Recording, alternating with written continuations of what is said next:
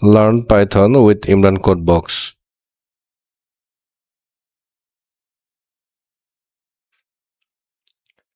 আজকের সেশনটিতে আমরা জানব পাইথনের ডাটা টাইপ সম্পর্কে।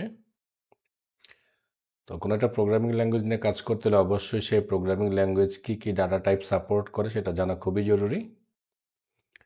তো আজকে আমরা যে টাইপটা সম্পর্কে জানবো সেটা হচ্ছে টেক্সট ডাটা টাইপগুলো কি। সো পাইথনের টেক্সট নিয়ে কাজ করার জন্য ডাটা টাইপ একটাই, যেটাকে পাইথন str এই নামে বলে থাকে।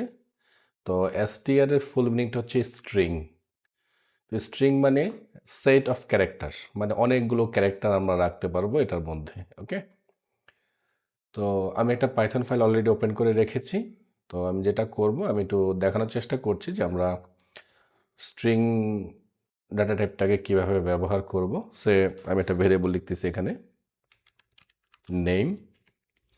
সো এখানে আমরা সিঙ্গেল কোট ইউজ করলাম, ইউজ করে আমরা বললাম যে পাইথন। আমরা একটা ভেরিয়েবল লিখতেছি গ্রেটিংস ইকুয়ালস টু, এখানে আমরা ডাবল কোট ইউজ করলাম, এখানে আমরা লিখলাম হ্যালো। এখানে আমরা আরেকটা ভ্যারিয়েবল লিখতেছি প্যারাগ্রাফ।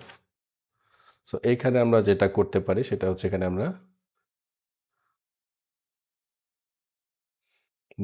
এখানে আমরা প্রায় প্রায় না 6টা ডাবল কোট দিলাম আর কি, মানে 3টা শুরুতে 3টা শেষে। সো 3টা শুরুতে এবং 3টা শেষে দিয়ে আমরা যেটা করতে পারবো, এখানে আমরা মাল্টিপল লাইন লিখতে পারবো। যেমন আমরা লিখছি এখানে হ্যালো, হাউ আর ইউ। আমি আবার এখানে লিখলাম আই এম ওয়েল। সো এইভাবে যখন আমরা টেক্সট ইউজ করব, তো আমাদেরকে এইভাবে টেক্সট ইউজ করতে হলে এই স্টাইলগুলোকে ফলো করতে হবে। তার মানে আমরা যেটা দেখতেছি, আমি একটু জুম করতেছি আপনাদের বোঝার সুবিধার্থে এবং দেখার সুবিধার্থে। সো আমরা কিন্তু চাইলে সিঙ্গেল কোট, আমরা চাইলে ডাবল কোট, দুইটাই ইউজ করতে পারি। যে কোনো একটা ব্যবহার করলেই হয়ে যাচ্ছে। আর যদি আমরা মাল্টিপল লাইন লিখি, সেক্ষেত্রে ডাবল কোট 3টা শুরুতে, ডাবল কোট 3টা শেষে, অথবা এই সেম জিনিসটাকেই আমি আরেকবার লিখতেছি নিচে। সো এটাকে আমি লিখছি প্যারাগ্রাফ 1। সো এইখানে আমরা ডাবল কোটগুলোকে কেটে আমি 3টা সিঙ্গেল কোট দিচ্ছি। সো 3টা শুরুতে 3টা শেষে, আমি এখান থেকে এটাকে কাট করে সরিয়ে এখানে নিয়ে আসতেছি। ওকে, সো এইভাবে আমরা চাইলে এটাকে ব্যবহার করতে পারি। আচ্ছা, এখন প্রশ্ন হতে পারে যে কখন আমরা কোনটা ব্যবহার করব। সো কখন কোনটা ব্যবহার করব, এটার জন্য একটা ট্রিক্স বা একটা ওয়ে বা একটা সিস্টেম হচ্ছে এরকম। যেমন ধরেন আমি লিখতে চাচ্ছি এখানে কোট, সরি আমি একটা স্মল লেটার লিখবো অবশ্যই, কোটস। এখানে লিখলাম আমি সে একজন মানুষ বলেছে কোন একটা কথা, আমরা বলছি হি সেইস, সরি সেইস। এই যে দেখেন আমরা কি করলাম, যে আমরা এখানে চাচ্ছি সিঙ্গেল কোট ব্যবহার করতে, মানে আমরা যে লেখাটা লিখতে চাচ্ছি সেটা আমরা সিঙ্গেল কোটের মধ্যেই দেখাতে চাচ্ছি। তো আমি এখানে লিখতেছি হি সেজ অলওয়েজ টেল, TELL, সরি আমার একটু স্পেলিং ভুল হচ্ছিল, হ্যাঁ টেল ট্রুথ। তার মানে আমরা চাচ্ছি যে এই লেখাটা সিঙ্গেল কোটের মধ্যেই আসবে। তো এই লেখাটাকে যদি আমরা সিঙ্গেল কোটের মধ্যেই দেখাতে চাই, তাহলে অবশ্যই অবশ্যই কিন্তু আমাদেরকে ফুল স্ট্রিংটা ডাবল কোটে ব্লক করতে হবে।